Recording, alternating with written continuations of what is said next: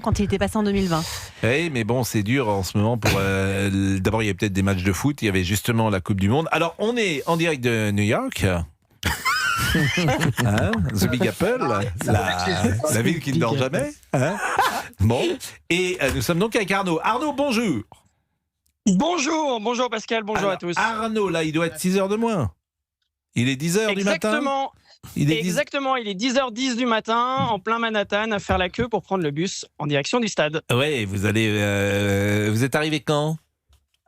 Je suis arrivé dimanche à New York, et un peu de tourisme d'ici là. Et puis là, on se prépare pour aller au match. Et vous êtes venu avec qui ?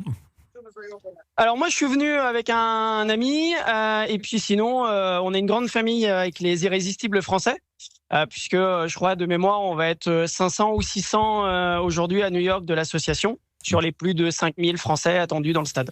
Vous êtes arbitre en Ligue 3, donc c'est dire que vous êtes un grand amateur de football. Combien vous a coûté la place ce soir ? Alors, ce soir, moi, j'ai la chance de faire partie donc, des Irrésistibles français, d'être un membre assidu des matchs de l'équipe de France. Donc, j'ai pu avoir la catégorie 4 à $60. Mais autrement, les places coûtent beaucoup plus cher pour une grande majorité des spectateurs. Je ne pourrais pas vous dire le prix, mais je pense que c'est quelque chose comme $150 ou $200 le prix d'entrée.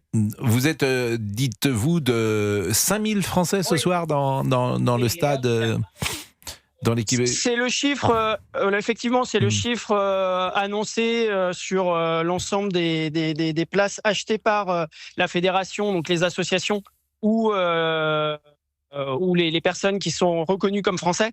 Après, probablement qu'il y aura un peu plus, puisqu'il y a quand même beaucoup de Français à New York, et la vente grand public était accessible à tous, donc on va dire entre 5 et 7 000 Français peut-être. Quel temps il fait ce matin à New York ?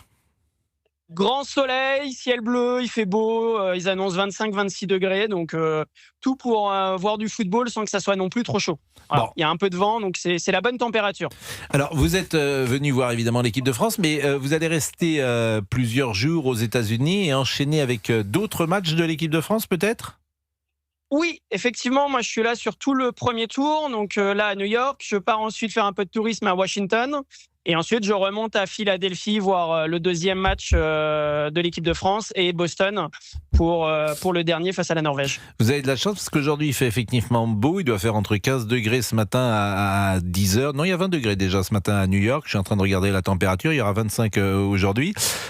Mais demain, il pleut. Après-demain, il pleut. Et vendredi, il pleut. Donc, vous avez de la chance que ce match se déroule au soleil. Qu'est-ce que vous faites dans la vie lorsque vous n'êtes pas amateur de football et arbitre de Ligue 3 ?